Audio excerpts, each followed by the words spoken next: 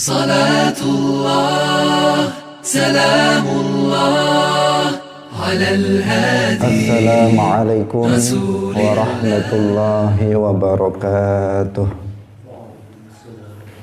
الحمد لله رب العالمين، له النعمة وله الفضل وله الثناء الحسن، والصلوات الله البر الرحيم والملائكة المقربين على سيدنا ومولانا محمد وعلى آله وأصحابه الطيبين الطاهرين. اللهم لا سهل إلا ما جعلته سهلا وأنت تجعل الحزن إذا شئت سهلا. اللهم ارزقنا الإخلاص في النية والقول والعمل. وبعد، إلى النبي المصطفى صلى الله عليه وسلم وإخوانه من الأنبياء والمرسلين والشهداء والصالحين، خصوصا إلى سلطان الأولياء الشيخ عبد القادر الجيلاني وشيخ أحمد الرفاعي وشيخ بهاء الدين النقشبندي وشيخنا عبد الله الهرري، وإلى مؤسس جمعية نهضة العلماء الشيخ هاشم أشعري والشيخ بسري سمسوري والشيخ عبد الوهاب حسبوه، وإلى أرواح جميع أهل القبور من المسلمين والمسلمات والمؤمنين والمؤمنات من مشارق الأرض إلى مغاربها، خصوصا إلى أرواح آبائنا وأمهاتنا وأجدادنا وجداتنا ومشايخنا ومشايخ مشايخنا. الفاتحة. أعوذ بالله من الشيطان الرجيم.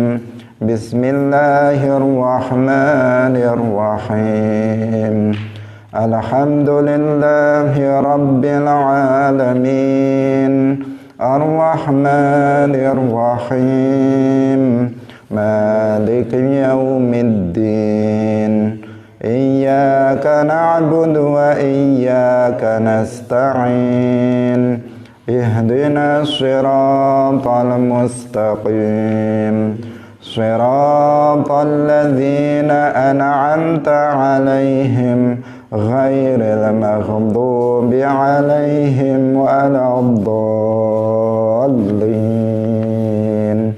آمين. Pemirsa Madu TV, kaum muslimin, muslimat, hadirin, hadirat rahimakumullah. Alhamdulillah, puji syukur marilah kita sampaikan kepada Allah Subhanahu wa taala. Pada pagi hari ini Allah Subhanahu wa taala kembali mempertemukan kita dalam majelis yang mulia, majelis ilmu agama. Semoga Allah Subhanahu wa taala senantiasa menetapkan taufiknya untuk kita sehingga kita selalu dapat melaksanakan ketaatan kepadanya. Amin ya rabbal alamin. Salawat dan salam semoga tetap terlimpahkan kepada Nabi Agung, makhluk termulia Nabi Muhammad sallallahu alaihi wasallam. Semoga kita semuanya mendapatkan syafaatnya kelak fi yaumil qiyamah. Amin ya rabbal alamin. Pemirsa yang dirahmati oleh Allah Subhanahu wa taala, pada pagi hari ini kita akan memulai pengajian kitab Sulamut Taufiq ila Mahabbatillahi ala Tahqiq, karya Syekh Abdullah ibn Al-Husain ibn Tahir Ba'alawi. Kitab ini kitab yang tidak asing bagi seluruh umat Islam, khususnya kita umat Islam di Indonesia, terutama lagi kaum santri, karena kitab ini dipelajari di hampir setiap pondok pesantren di Indonesia. Karena itu ketika kita mendengar Sulamut Taufiq, maka insya Allah semuanya sudah mengetahui kitab ini. Untuk itu marilah kita memulai pengajian kita pada pagi hari ini dengan mengikhlaskan niat kita. Kita hadir dalam majelis ilmu lillahi ta'ala. Pada pagi hari ini kita akan memberikan muqaddimah, pendahuluan sebelum kita masuk dalam pembahasan kitab Sulamut Taufiq. Kenapa kita ngaji kitab Sulamut Taufiq? Apa pentingnya kita ngaji kitab Sulamut Taufiq, memahami kitab Sulamut Taufiq ila mahabbatillahi ala tahqiq? Alasannya apa? Kenapa kita perlu untuk ngaji kitab Sulamut Taufiq? Di antara alasan yang penting untuk kita sampaikan adalah karena kitab Sulamut Taufiq adalah salah satu dari dua kitab yang direkomendasikan oleh Hadratus Syekh Hasyim Asy'ari. Dalam kitab ini Adabul Alim wal Muta'allim, kitab karya Syekh Hasyim Asy'ari, Adabul Alim wal Muta'allim fima yahtaju ilaihil muta'allim fi ahwali ta'limihi wa ma yatawaqqafu alaihi al-muallimu fi maqamati ta'limihi. Dalam kitab ini pada bab yang keempat, fi adabil muta'allim fi durusihi wa ma ya'tamiduhu ma'a syaikhi wa rufqati wa fihi thalathata asyara naw'an minal adab. Beliau menjelaskan di bab 4 tentang adab orang yang belajar. Dalam pelajaran-pelajarannya itu adabnya, yang pertama beliau menyebutkan ada 13 adab yang beliau sebutkan. Nah, adab yang pertama yang beliau sebutkan adalah al-awwalu ayyabda'a bi fardhi ainihi. Bahwa hendaknya orang yang belajar, juga orang yang mengajar dan orang yang belajar itu hendaknya memulai pembelajarannya dengan belajar ilmu fardu ain. Memulai belajarnya dengan ilmu fardu ain. Jadi setiap kita yang mengajar, maka hendaknya dia mulai mengajar masyarakat, mengajar orang lain, itu dimulai dengan mengajarkan ilmu fardu ain. Bagi kita yang belajar, maka hendaknya kita memulai belajar kita itu dengan memulainya dengan belajar ilmu fardu ain. Jadi kalau kita mau belajar, maka kita hendaknya memulainya dengan belajar ilmu fardu ain. Jangan mempelajari ilmu yang tidak fardu ain. Bagi kita yang mengajar, maka hendaknya kita juga memulai pembelajaran itu dengan mengajarkan ilmu agama yang fardu ain. Pemirsa Madu TV kaum muslimin rahimakumullah, karena memang ilmu agama itu terbagi menjadi dua.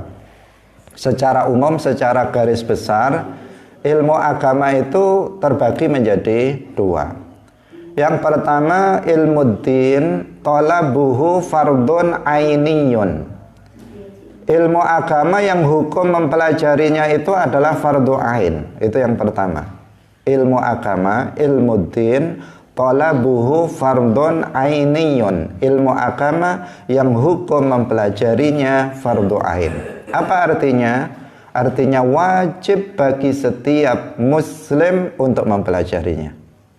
Tidak boleh tidak, kecuali harus mempelajarinya. Nggak boleh ada seorang muslim, siapapun itu, apakah laki-laki atau perempuan, apakah orang dewasa atau pemuda atau anak-anak, apakah dia pejabat atau rakyat biasa, apakah dia orang yang bernasab baik atau rakyat biasa, semuanya kalau dia muslim maka dia wajib mempelajari ilmu ini.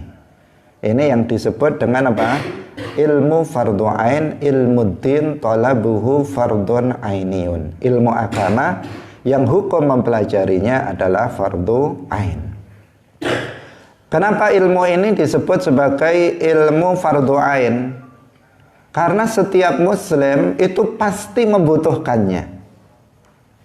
Nah, kenapa ini menjadi hukum mempelajari ilmu yang pertama ini, hukum mempelajarinya fardu ain? Karena setiap muslim itu pasti membutuhkan ilmu ini. Kalau dia tidak mempelajari ilmu ini, maka dia akan terancam akidahnya rusak, akan terancam ibadahnya tidak sah, akan terancam akhlaknya buruk kalau dia tidak mempelajarinya. Karena itulah maka setiap muslim pasti butuh kepada ini. Apakah dia mengatakan saya butuh atau dia nggak mengatakan apa-apa misalnya, maka sesungguhnya dia membutuhkan ilmu ini untuk memastikan akidahnya benar, memastikan ibadahnya sah, memastikan bahwa akhlaknya itu baik.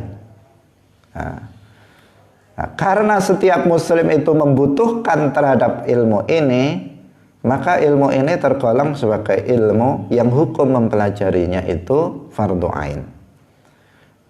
Sehingga ilmu ini biasa juga disebut sebagai ilmu din ad-daruri, ilmu agama yang daruri. Daruri itu yang pasti dibutuhkan oleh setiap muslim.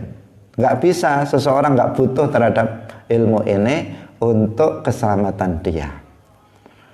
Kaum muslimin pemirsa yang dirahmati oleh Allah Subhanahu wa taala, ilmu inilah yang dikehendaki dalam hadis Nabi, talabul ilmi faridatun ala kulli muslimin. Jadi ilmu inilah, saya tegaskan, ilmu inilah, yaitu ilmu yang hukum mempelajarinya fardu ain. Ilmu inilah ilmu yang dikehendaki dalam hadis Rasulullah, talabul ilmi faridatun ala kulli muslimin. Jadi hadis ini menyatakan bahwa talabul ilmi, menuntut ilmu, itu wajib bagi setiap muslim. Yang dimaksud dengan al-ilm di sini apa? Yaitu ilmu fardu ain atau ilmu din ad-daruri, bukan semua ilmu. Maka nggak bisa seseorang dengan menggunakan dalil hadis ini kemudian dia sedang berbicara tentang ilmu yang lain, ilmu yang lain, ilmu fardu kifayah misalnya. Dia sedang mengajarkan ilmu matematika misalnya. Kemudian dia berkata kepada murid-murid, kalian harus rajin belajar ilmu matematika karena Rasulullah bersabda, talabul ilmi faridatun ala kulli muslimin. Ini enggak pas, menggunakan dalil yang tidak pas. Al-ilm di situ dalam dalam bahasa Arab di situ bentuknya adalah isim ma'rifat, ada alnya. Al di situ adalah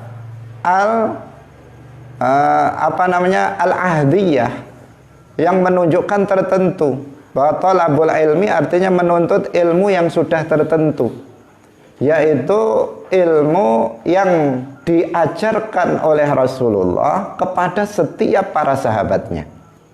Jadi ini kan dawuhnya Nabi, sabda Rasulullah Shallallahu Alaihi Wasallam. Rasulullah bersabdanya talabul ilmi, bukan talabu ilmin. Kalau ilmin itu nakirah, artinya semua ilmu. Tapi Rasulullah bersabdanya talabul ilmi, pakai al, yang artinya apa? Ilmu tertentu, bukan semua ilmu.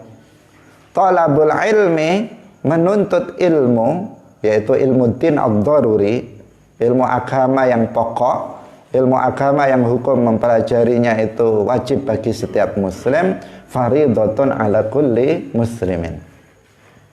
Itu yang dimaksud, yaitu ilmu tertentu. Ilmu tertentu itu ilmu apa? Yaitu ilmu agama yang diajarkan oleh Rasulullah kepada setiap sahabat. Pertanyaannya, apakah Rasulullah mengajarkan ilmu matematika kepada setiap sahabat? Jawabannya tidak, pasti tidak. Apakah Rasulullah mengajarkan ilmu kedokteran kepada setiap sahabat? Enggak. Apakah Rasulullah mengajarkan ilmu nahwu kepada setiap sahabat? Enggak, ilmu nahwu saja adanya belakangan, pada zaman Nabi enggak ada. Apakah Rasulullah mengajarkan ilmu sorof kepada setiap sahabat? Jawabannya tidak. Apakah Rasulullah mengajarkan ilmu faraid kepada setiap sahabat? Apakah Rasulullah mengajarkan ilmu mustalahul hadis kepada setiap sahabat? Apakah Rasulullah itu mengajarkan ilmu usul fikih kepada para sahabat? Jawabannya tidak. Tidak kepada setiap sahabat. Itu artinya apa? Tidak wajib ain bagi setiap sahabat mempelajari ilmu-ilmu yang tadi kita sebutkan. Seandainya setiap muslim itu wajib mempelajari ilmu yang kita sebutkan, maka pastilah Rasulullah akan mengajarkannya kepada setiap sahabat. Apa sekarang ilmu yang diajarkan oleh Rasulullah kepada setiap para sahabat? Apakah Rasulullah mengajarkan tentang ma'rifatullah, pengenalan terhadap Allah? Jawabannya iya. Apakah Rasulullah mengajarkan kepada setiap sahabat tata cara wudhu? Jawabannya iya. Apakah Rasulullah itu mengajarkan kepada setiap sahabatnya tata cara sholat? Jawabannya iya. Apakah Rasulullah itu mengajarkan tata cara puasa yang benar kepada setiap sahabat? Jawabannya iya. Apakah Rasulullah mengajarkan akhlak yang mulia kepada setiap sahabat? Jawabannya iya. Berarti ilmu inilah yang dimaksud dalam hadis talabul ilmi fardhatun ala kulli muslimin. Jadi ilmu agama, saya ulangi lagi, terbagi menjadi dua kelompok. Yang pertama adalah ilmu agama yang hukum mempelajarinya fardu ain. Ilmu din talabuhu fardun ainiyun, yang disebut juga dengan ilmu din ad-daruri, dan ilmu inilah yang dikehendaki dengan hadis talabul ilmi fardhatun ala kulli muslimin. Jadi hadis yang sahih, atau ini derajatnya hasan, dan hasan itu kehujahannya sama dengan hadis sahih. Al-Hafidh Al-Mizzi mengatakan bahwa hadis ini adalah hadis hasan, artinya bisa dijadikan sebagai hujjah. Itu bunyinya adalah talabul ilmi fardhatun ala kulli muslimin. Enggak ada tambahan wa muslimatin. Karena sering ada yang nambah-nambah ditambahi wa muslimatin. Mungkin karena kesetaraan gender, kasihan perempuan masa nggak ada. Padahal dengan disebutkan muslimin itu sudah masuk muslimin wa muslimatin. Ketika kita mengucapkan salam, di sini ada laki-laki, ada perempuan. Misalnya ketika kita mengatakan assalamualaikum, itu sudah masuk laki-laki dan perempuan. Nggak perlu kemudian ditambah assalamualaikum waalaikumsalam warahmatullahi wabarakatuh misalnya. Tidak diperlukan. Kenapa? Ketika disebut laki-laki, maka sudah masuk perempuan di situ. Ketika disebut talabul ilmi fardhatun ala kulli muslimin ay wa muslimatin. Bukan wa muslimatin masuk dalam lafadz hadis, enggak.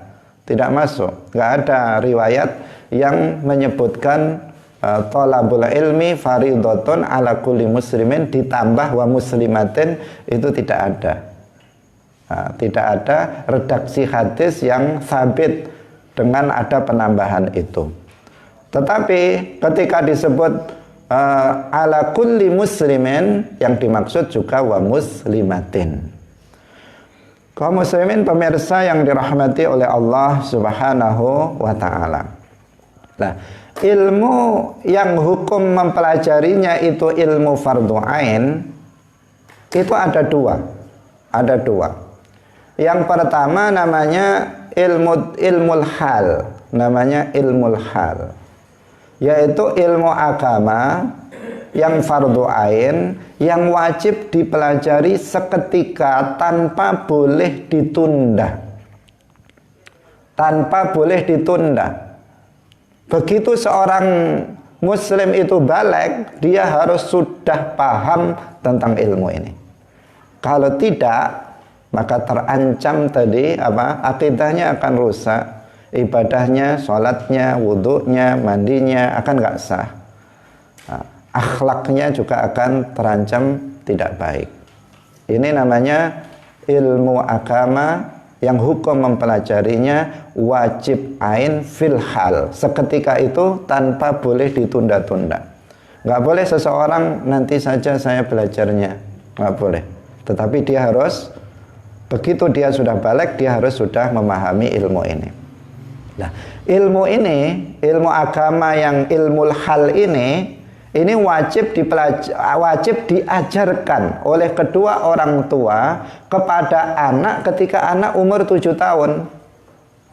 Jadi ketika anak itu sudah umur 7 tahun, maka wajib bagi orang tua untuk mengajarkan ilmu ini kepada anak-anaknya. Karena apa? Ketika anak itu sudah balik, dia harus sudah paham ini. Yaitu apa?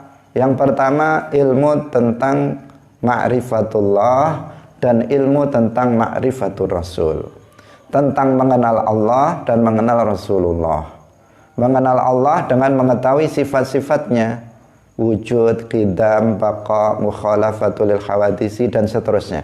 Ini harus sudah diajarkan kepada anak sebelum dia balik. Karena begitu dia balik, maka dia harus sudah mengenal Allah dengan pengenalan yang benar agar imannya benar. Yang kedua, ma'rifatul Rasul, mengenal Rasul. Mengenal Rasul juga dengan mengetahui sifat-sifatnya. As-sidqu, al-amanah, al-fatanah, at-tabligh. Harus dia paham itu, dan itu harus diajarkan oleh orang tua kepada anak sebelum dia balik. Karena begitu dia balik, maka dia harus sudah mengenal Rasulullah dengan benar agar imannya terhadap Rasulullah itu menjadi iman yang benar. Kemudian yang kedua atau yang ketiga, ini yang termasuk apa? Ilmul hal. Yang ketiga, yang pertama ma'rifatullah, yang kedua ma'rifatul Rasul, yang ketiga adalah ilmu thaharah, ilmu tentang bersuci.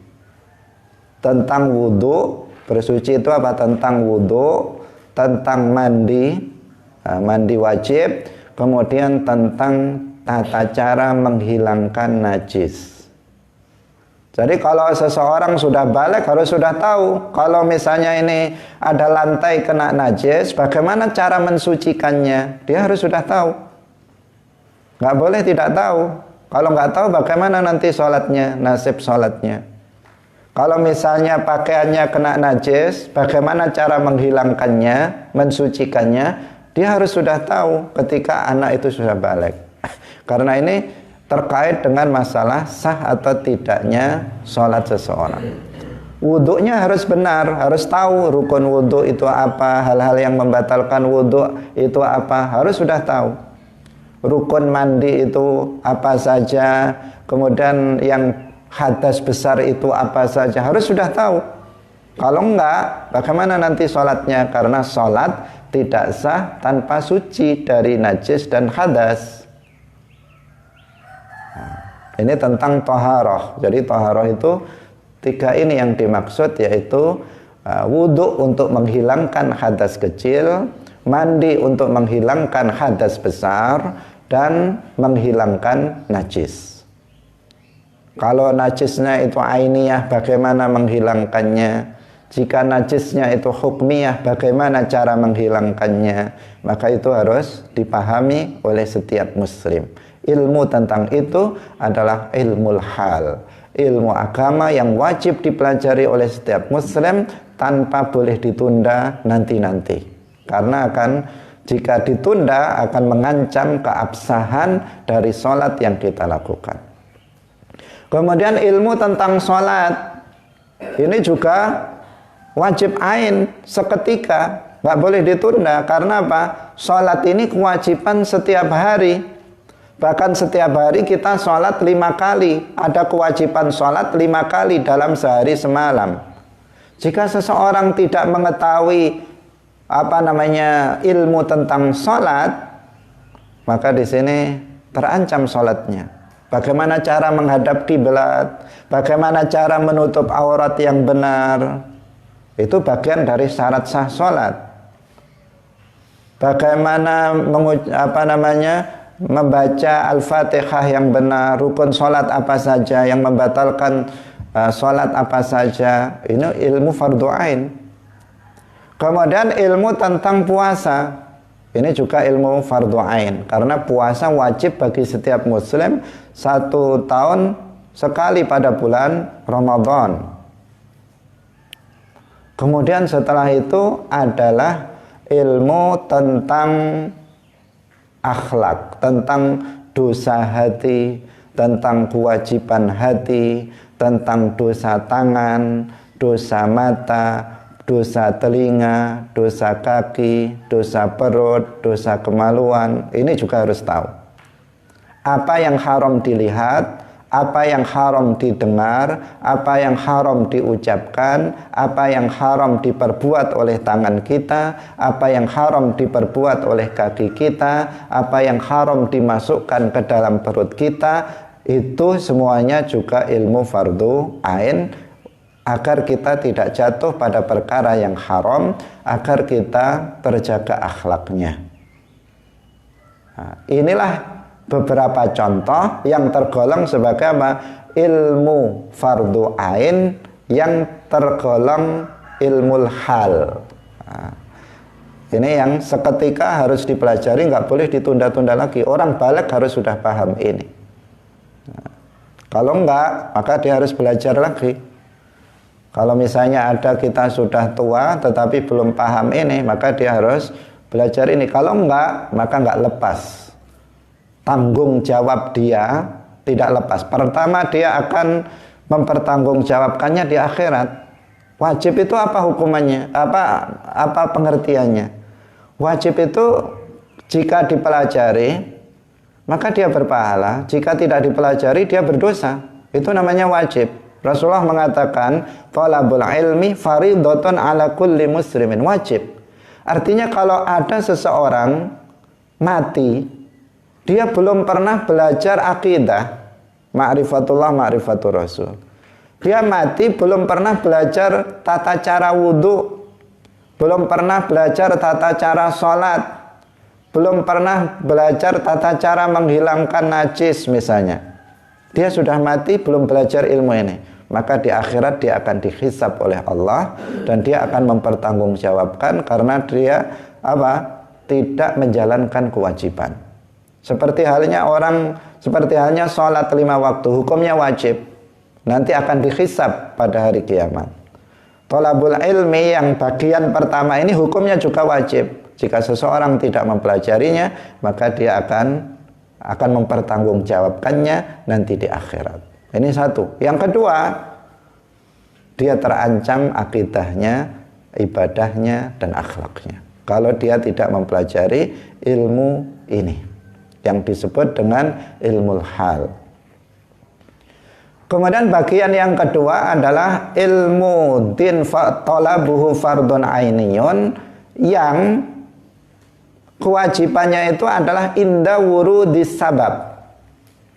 Kewajibannya itu ketika ada sebab. Jika tidak ada sebab, maka tidak wajib ain.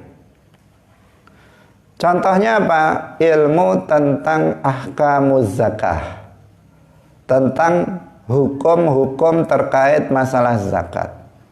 Wajib bagi setiap muslim, tapi muslim yang bagaimana? Yaitu muslim yang memiliki harta zakawi yang telah mencapai nisab. Kalau orang miskin, fakir, sawah aja nggak punya, Wajib nggak dia belajar ilmu tentang zakat pertanian? Tidak wajib. Karena apa? Dia belum membutuhkan itu. Dia tidak membutuhkan. Tetapi ketika seseorang itu bertani, dia memiliki sawah, bertanam bahan makanan pokok, padi, jagung misalnya, maka wajib bagi dia untuk belajar ilmu tentang zakat pertanian. Ada seseorang misalnya berdagang, maka dia wajib untuk belajar ilmu tentang zakat perdagangan. Nah, karena kalau enggak nanti akan membahayakan. Dia tidak tahu bahwa dia sudah wajib zakat. Dia tidak tahu kalau dia wajib berapa yang harus dia keluarkan zakat perdagangannya, zakat pertaniannya, dan seterusnya. Ini yang pertama. Contoh yang pertama yaitu apa? Ilmu fardu ain, tetapi kewajiban mempelajarinya ketika datang sebab. Yang kedua adalah ahkamul hajj, hukum terkait haji. Hukum terkait haji ini hukum mempelajarinya fardu ain ketika seseorang akan menunaikan ibadah haji. Kalau daftar saja belum misalnya, maka tidak wajib belajar hukum haji. Tetapi kalau seseorang sudah daftar, sudah ditentukan waktunya, misalnya dia sudah dapat jadwal akan berangkat tahun ini misalnya, maka dia wajib untuk belajar hukum-hukum terkait haji. Rukun haji itu apa? Wajib haji itu apa? Itu dia harus pelajari. Kalau tidak, nanti dia haji bisa tidak sah haji yang dia lakukan. Kemudian contoh yang lain adalah ahkamun nikah, hukum-hukum terkait dengan nikah. Ini juga ilmu agama yang fardu ain, tetapi wajibnya ketika datang sebab. Yaitu sebabnya apa? Mau menikah. Jadi calonnya sudah ada, sudah ditetapkan tanggal pernikahannya, maka keduanya, baik yang laki-laki maupun perempuan, wajib ain hukumnya bagi keduanya untuk mempelajari hukum-hukum terkait dengan nikah. Apa namanya rukun nikah misalnya, apa kewajiban suami, apa kewajiban istri, kemudian apa itu tolak, apa itu raj'ah, dan seterusnya yang terkait dengan masalah nikah harus dipelajari. Sangat ironis pada masa sekarang ini banyak orang menikah itu menikah tanpa ilmu. Banyak orang nggak pernah belajar ilmu tentang pernikahan, langsung menikah, tamat SMK, tamat SMA, nggak pernah belajar tentang hukum terkait nikah. Tolak itu apa saja nggak tahu dia. Apalagi sampai rinci tolak roj'i, tolak bain, tolak munajas, tolak mu'allak, dia nggak paham. Tapi dia sudah menikah. Banyak sekali sekarang seperti itu. Bagaimana seperti ini? Pertama, dia berdosa karena dia melakukan suatu perbuatan tanpa didasari ilmu. Yang kedua, terancam, pernikahannya akan terancam batal. Banyak seorang suami mentalak istrinya tanpa dia sadari. Suaminya nggak tahu kalau istrinya sudah tertalak, istrinya juga nggak tahu kalau dirinya sudah tertalak. Tetapi keduanya masih melakukan hubungan suami istri. Dan itu dibiarkan oleh tetangga-tetangganya karena dikira itu ya suami istri. Padahal dia bukan suami istri dan melakukan hubungan zina. Ini akibat apa? Tidak pahamnya orang berkeluarga, tidak paham tentang ilmu nikah. Dan ini terjadi banyak sekali pada masa sekarang ini. Atau misalnya ilmu tentang baik, jual beli. Kapan wajibnya kita belajar tentang ilmu menjual? Itu ada aturannya dalam Islam. Jika kita membuka toko, jika kita membuka misalnya tempat-tempat penjualan, maka di situ kita harus sudah tahu bagaimana menjual secara Islam. Jika kita mau membeli, maka kita harus tahu tentang tata cara membeli menurut Islam. Sehingga Sayyiduna Umar bin Khattab radhiyallahu anhu, ketika beliau menjadi khalifah, beliau membuat peraturan, la yaq'udu fi suqina man lam yatafaqqah. Tidak boleh duduk untuk melakukan jual beli di pasar kita kecuali orang yang sudah belajar. Jadi orang-orang yang bodoh-bodoh nggak mau belajar nggak boleh masuk pasar. Kenapa? Karena membahayakan dirinya sendiri dan membahayakan orang lain. Nah, sekarang yang masuk pasar banyak orang yang bodoh, nggak tahu ilmu tentang jual beli menurut Islam. Nah, kaum muslimin pemirsa yang dirahmati oleh Allah Subhanahu wa ta'ala, ini namanya ilmu din talabuhu fardun ainiyun inda wurudis sabab. Ketika datang sebab wajib. Ketika nggak ada sebab itu maka tidak wajib. Misalnya seseorang calon aja nggak ada, apalagi ditetapkan tanggal pernikahan, maka nggak wajib dia belajar ilmu nikah. Ketika itu belum wajib. Nanti ketika sudah ada calonnya dan sudah ditentukan tanggal pernikahannya, maka di situ baru dia harus belajar ilmu ini, ilmu hal. Ilmu apa? Inda wurudis sabab. Selanjutnya yang kedua. Ini yang pertama namanya ilmu fardu ain, dan ilmu fardu ain ada dua, ilmu hal dan ilmu fardu ain inda wurudis sabab. Kemudian bagian ilmu agama yang kedua adalah ilmu din talabuhu fardun kifaiyun. Ilmu agama yang hukum mempelajarinya itu adalah fardu kifayah. Artinya jika sebagian umat Islam di kampung kita itu sudah ada yang mempelajarinya, maka yang lain tidak berdosa. Hukum fardu kifayah itu seperti merawat jenazah, memandikan, mengkafani, mensolati, menguburkan. Itu satu kampung jika sudah ada satu orang saja yang merawat jenazah itu, maka yang lain tidak berdosa. Tetapi jika nggak ada satupun yang merawatnya, maka semuanya berdosa. Itu namanya fardu kifayah. Nah, ada ilmu agama yang hukum mempelajarinya fardu kifayah. Jika dalam satu kampung itu sudah ada yang mempelajarinya, maka yang lain nggak berdosa. Contohnya apa? Contohnya ilmu bahasa Arab. Jika sudah ada yang mondok belajar bahasa Arab, maka yang lain tidak berdosa. Contohnya lagi adalah ilmu usul fiqih, ilmu nahwu, ilmu sorof, ilmu mustalahul hadis, ilmu tafsir, ulumul Quran. Itu namanya ilmu agama yang hukum mempelajarinya fardu kifayah. Dalam satu kampung sudah ada yang mondok, karena di pondok itu semua ilmu ini dipelajari. Kalau seseorang masuk pondok pesantren, bukan hanya ilmu fardu ain yang dipelajari, tapi ilmu fardu kifayah juga dipelajari. Maka jika ada yang sudah mondok, maka yang lain tidak berdosa dalam satu kampung tersebut.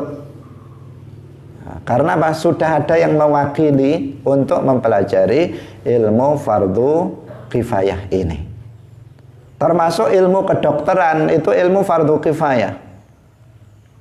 Karena kalau nggak ada orang Islam yang menjadi dokter, nanti siapa yang mengobati orang Islam kalau sakit?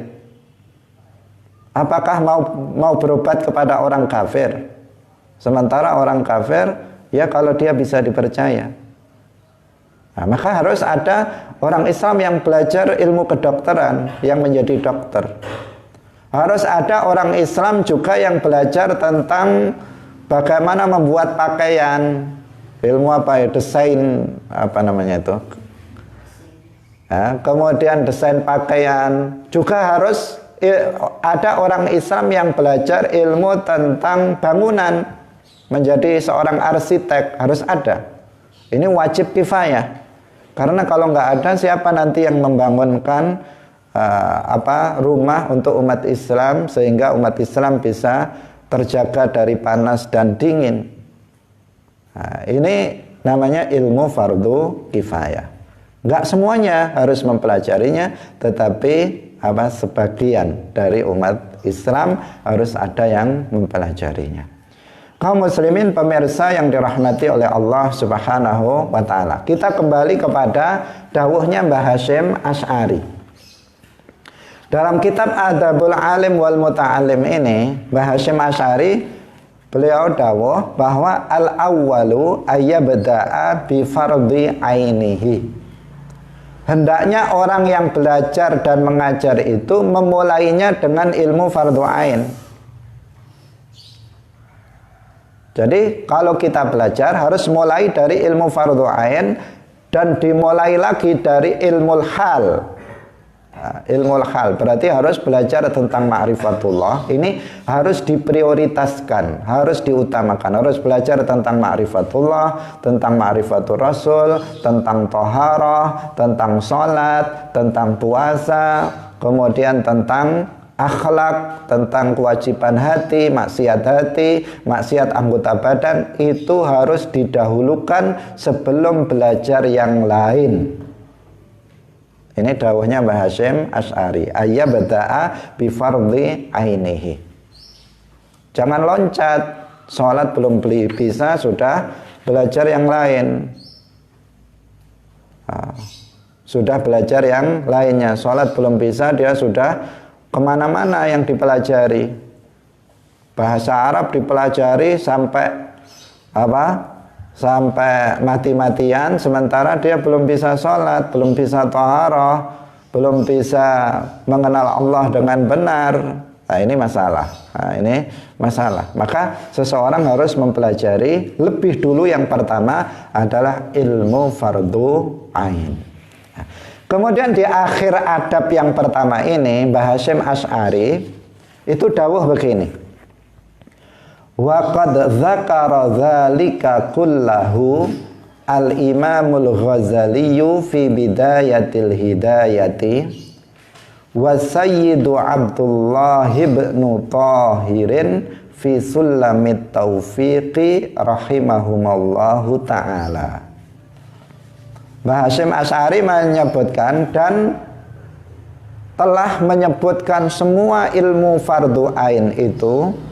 Yang pertama Imam Ghazali dalam kitab Bidayatul Hidayah, dan yang kedua Sayyid Abdullah bin Tahir bin Husain dalam kitab Sulamut Taufiq. Nah, ini yang menjadi pijakan kita. Mbah Hasyim Asy'ari menuntun kita, kalau kita ngaji, kalau kita belajar, hendaknya memulainya dengan belajar ilmu fardhu ain. Dan ilmu fardhu ain itu, kata Mbah Hasyim Asy'ari, sudah ada, sudah disebutkan dalam kitab Sulamut Taufiq. Nah, artinya apa? Artinya jika kita mempelajari kitab Sulamut Taufiq, maka kita sudah terbantu untuk menggugurkan kewajiban kita dalam thalabul ilmi. Karena di sini ada ilmu fardhu ain. Di sini mengajarkan ilmu fardhu ain. Jika kita khatam kitab Sulamut Taufiq dan paham, bukan hanya khatam saja. Karena sebagian ada khatam tapi nggak paham. Kamu sudah belajar Sulamut Taufiq, sudah berkali-kali. Paham? Enggak. Nah, ini bukan itu, karena target daripada belajar itu adalah paham. Dalam hadis disebutkan, may yuridillahu bihi khairan yufaqihu fiddin. Barang siapa yang dikehendaki oleh Allah kebaikan, maka Allah akan memahamkan agama kepadanya. Rasulullah tidak dawuh barang siapa yang dikehendaki kebaikan maka dia akan khatam berkali-kali kitab, enggak. Tapi Allah akan memberikan pemahaman ilmu agama. Karena itulah maka target kita dalam ngaji kitab Sulamut Taufik setiap pagi itu targetnya adalah paham. Saya tidak membaca terus menerus biar cepat khatam, itu tidak. Tetapi saya akan membacanya sedikit demi sedikit dengan penjelasan yang sedikit panjang lebar. Kenapa? Karena target kita, semua kita memahami setiap kata yang ada dalam kitab Sulamut Taufik ini, sehingga apa? Menggugurkan yang pertama kewajiban kita dalam menuntut ilmu agama yang fardu ain. Kemudian dengan memahami kitab Sulamut Taufik, maka endingnya, hasilnya nanti diharapkan setelah kita memahaminya, kemudian kita mengamalkannya, maka kita akan akidahnya kokoh. Jika ada orang yang ada pemahaman-pemahaman yang menyimpang dari akidah Ahlus Sunnah, tidak tergoyahkan karena akidahnya mapan. Ibadahnya juga sah, kemudian akhlaknya juga baik. Itu hasilnya yang diharapkan dari belajar kitab Sulamut Taufik ini. Pemirsa Madu TV kaum muslimin yang dirahmati oleh Allah Subhanahu wa taala. Karena tujuan daripada belajar ilmu agama itu adalah mendapatkan pemahaman, maka yang harus diperhatikan bagi setiap thalibul ilm, bagi setiap muslim, bahwa ilmu agama itu bagian dari agama itu, sehingga tata cara untuk memperolehnya itu sudah diajarkan oleh Rasulullah Shallallahu Alaihi Wasallam. Ini catatan penting, ya, catatan penting. Karena sangat disayangkan hari ini mulai banyak orang yang semangat untuk belajar agama, tetapi sayangnya mereka tata cara belajarnya, metode belajarnya tidak benar. Jadi di satu sisi kita senang, banyak sekali orang sekarang semangat belajar. Semangat apa? Semangat untuk beragama. Bukan semangat belajar, semangat untuk beragama. Tetapi di sisi lain mereka salah di dalam menuntut ilmu agama. Artinya salah dalam metode tata cara belajar ilmu agamanya. Maka di sini penting untuk kita sampaikan bahwa metode yang asli dituntunkan dan diajarkan oleh Rasulullah dalam belajar ilmu agama itu adalah dengan cara ngaji. Bahasa Arabnya talaqi atau musyafahah. Yang kita ngaji itu artinya langsung mengambil ilmu dari mulut para ulama, dari mulut para ahli ilmu, mendengarkan dari ahli ilmu. Dalam hadis disebutkan, ya ayyuhan nasu ta'allamu fa innamal ilmu bitta'allum wal fiqhu bittafaqquh. Wahai manusia, ta'allamu, kalian belajarlah, karena sesungguhnya ilmu itu hanya dapat diraih dengan belajar. Jadi nggak bisa tanpa belajar. Belajar itu apa artinya? Ada guru, ada murid. Guru menyampaikan ilmu, murid mendengarkan, atau murid membaca, guru mendengar. Jika ada yang salah diluruskan dan seterusnya. Itulah namanya apa? Talaqi atau musyafahah atau ngaji. Ilmu agama tidak boleh dan tidak bisa diperoleh dengan hanya membaca buku-buku. Karena semangat agama kemudian dia pergi ke Gramedia, pergi ke toko-toko kitab, ke pasar, beli buku. Beli buku apa? Beli buku agama. Kemudian dia dibaca setiap hari dibaca. Nah, setelah itu dia merasa paham. Ini bahaya. Kenapa? Karena itu tidak diajarkan oleh Rasulullah dan akan menimbulkan bahaya yang lain. Rasulullah itu belajar kepada malaikat Jibril. Dalam Al-Quran disebutkan wa'allamahu syadidul quwa. Wa'allamahu syadidul quwa. Syadidul quwa ay Jibril. Dan telah mengajari kepada Nabi Muhammad malaikat Jibril. Para sahabat mereka belajar langsung dari Rasulullah Sallallahu Alaihi Wasallam.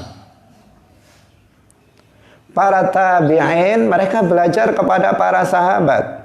Para tabi'in mereka belajar dari tabi'in. Begitu seterusnya sampai para kiai-kiai kita. Kalau kita melihat sejarah biografi kiai-kiai kita pondok pesantren, itu selalu masa kecil dan masa mudanya dihabiskan dalam perantauan dari satu pondok ke pondok yang lain untuk belajar ilmu agama. Nah, kalau kita Mbah Hasyim Asy'ari misalnya, bagaimana beliau menuntut ilmu dari satu pondok ke pondok yang lain, sampai kemudian beliau juga ke Makkah untuk belajar ilmu agama di sana. Bagaimana Mbah Yai Abdul Karim, Mbah Manap Lirboyo, bagaimana Mbah Fakih Asy'ari, Sumber Sari, mereka dalam menuntut ilmu mereka berpindah-pindah dari satu pondok ke pondok yang lain untuk belajar ilmu agama. Kenapa? Karena memang seperti itulah cara belajar ilmu agama, yaitu langsung ngaji kepada para ulama, kepada para kiai. Ilmu agama tidak dipelajari dengan hanya beli buku di pasar kemudian dipelajarinya, apalagi dia tidak memahami tidak memahami tentang siapa pengarangnya, ini kitab tentang apa, Ahlus Sunnah atau bukan, dia tidak tahu, maka ini lebih berbahaya. Ilmu agama tidak diperoleh dari Syekh Google atau YouTube dan seterusnya. Nah, tetapi ilmu agama itu didapatkan dengan cara ngaji kepada para ulama. Nah, ini penting sekali untuk diperhatikan. Kenapa? Hari ini pada masa sekarang ini kebanyakan orang sesat itu karena tata cara belajarnya nggak benar. Banyak orang yang ngawur dalam masalah agama itu gara-garanya apa? Dia belajar agama otodidak. Dia mengatakan, kamu kok tiba-tiba jadi ustadz? Iya, saya otodidak ini belajarnya. Nggak pernah mondok, nggak pernah ngaji, tiba-tiba jadi ustadz, tiba-tiba jadi mubalek. Nah, kenapa? Nah, hanya membaca, modalnya membaca. Ilmu agama tidak dipelajari dengan membaca. Rasulullah aja ummi, beliau tidak membaca dan tidak menulis. Ilmu agama itu dengan mendengar. Membaca dan menulis itu diperlukan sebagai apa? Sebagai penopang dari ngaji kita. Jadi kalau seperti ini, kita sekarang ngajinya pakai kitab. Diperlukan kitab dalam rangka apa? Dalam rangka untuk mengikat ilmu, agar kalau kita lupa kita bisa merujuk. Tapi aslinya metode pokoknya adalah dengan ngaji. Dengan belajar ilmu agama kepada ahlinya, kepada ahlul ilmi. Nah, kemudian di sini ngaji itu kepada seseorang juga harus tepat. Ibnu Sirin mengatakan, inna hadzal ilma dinun fanzuru amman ta'khuduna dinakum. Sesungguhnya ilmu ini adalah bagian dari agama, maka lihatlah kepada dari siapa kalian mengambil ilmu itu. Jadi harus kita pastikan bahwa kita belajar kepada ahlu ilmi yang dia bersanad Bersanad itu artinya punya guru. Harus kita pastikan kita berguru kepada orang yang punya guru. Jangan sampai kita datang kepada seorang guru, ternyata dia nggak punya guru. Gurunya buku. Atau gurunya apa? Google misalnya. Jangan berguru kepada orang seperti ini. Nah, pastikan guru kita itu punya guru. Dia pernah mondok misalnya, dia pernah ngaji kepada syekh ini, kepada kiai ini, dan seterusnya. Maka kalau kita sudah tahu seperti itu, baru kita belajar kepadanya. Kemudian yang ketiga, dia harus thiqah, terpercaya. Terpercaya itu artinya dia tidak mudah berfatwa tanpa ilmu. Ciri-cirinya, dia tidak mudah untuk mengatakan menurut pendapat saya dalam persoalan agama. Kalau ada orang mengaku sebagai ahli ilmu, kemudian kita tanya tentang masalah hukum misalnya, kemudian dia mengatakan menurut saya ini haram, menurut saya ini halal. Nah, tinggalkan orang seperti ini. Dia pengkhianat, tidak terpercaya, mengkhianati ilmu. Karena dia belum tahu tetapi dia berdasarkan akalnya. Agama itu bukan berdasarkan otak manusia, bukan berdasarkan akal. Agama itu adalah yang diajarkan oleh Rasulullah, yang kemudian diajarkan kepada para sahabatnya, diajarkan kepada tabi'in sampai kepada kita. Itulah ajaran agama. Bukan menurut si fulan, menurut si fulan. Bukan seperti itu. Yang bukan mujtahid. Kalau mujtahid, maka ada hak bagi dia untuk mengatakan menurut pendapat saya. Tetapi kalau bukan mujtahid, maka tidak ada hak untuk mengatakan tentang hukum suatu masalah, ini menurut pendapat saya. Itu enggak. Kemudian ciri-ciri yang lain, orang yang terpercaya dalam agama itu orang yang sering mengatakan saya enggak tahu. Jadi kalau kamu punya guru, ditanya kok dia bilang saya nggak tahu, maka teruskan belajar sama dia. Jangan ini kok nggak tahu terus, nggak usahlah belajar sama dia. Itu terbalik. Kalau kita belajar kepada seseorang, ditanya kok dia sering mengatakan saya nggak tahu, maka justru teruskan. Kenapa? Karena orang ini hanya mengajarkan kepada kita yang dia tahu. Dan dia tidak mengajarkan sesuatu yang dia tidak tahu. Artinya dia tidak ngawur dalam ilmu yang disampaikan kepada kita. Nah, artinya yang nggak tahu ya kita tanya kepada yang lain. Tapi yang dia ajarkan kepada kita berarti yang murni apa yang dia pelajari dari gurunya. Yang enggak, dia nggak akan mengatakannya. Ini orang baik, ini orang terpercaya. Tapi kalau sebaliknya, menurut pendapat saya begini, menurut pendapat saya begini, menurut pendapat saya begini. Wah, ini menurut pendapat saya nih. Ini jadinya apa? Nggak terpercaya. Nah, kaum muslimin pemirsa yang dirahmati oleh Allah, inilah hal yang penting sebagai muqaddimah kita pada pagi hari ini. Jadi lembaga dakwah Nahdlatul Ulama LDNU Kabupaten Kediri ini konsentrasi untuk menyebarluaskan kitab Sulamut Taufik ini. Diharapkan para kiai, para ustadz mengajarkan kitab Sulamut Taufik ini, dan para kaum muslimin, warga Nahdliyin itu juga mempelajari kitab ini. Sehingga kita menyiapkan buku, ini buku kitab penjelasan singkat kitab Sulamut Taufik.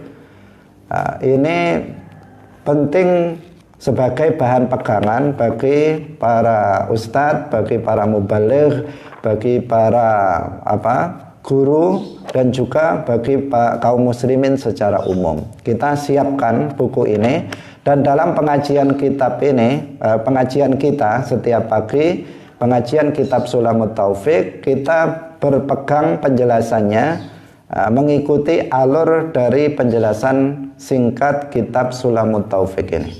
Ini tulisan saya, telah dibukukan. Kemudian kita nanti akan membaca kitab ini. Jadi kita maknani matan kitab Sulamut Taufik, kita maknani secara biasa ala pesantren makna gandul. Kemudian setelah itu kita akan jelaskan mengikuti alur dari kitab penjelasan kitab Sulamut Taufik yang telah saya siapkan ini.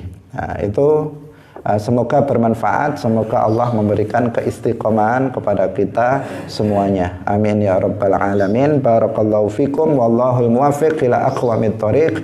Wassalamualaikum warahmatullahi wabarakatuh.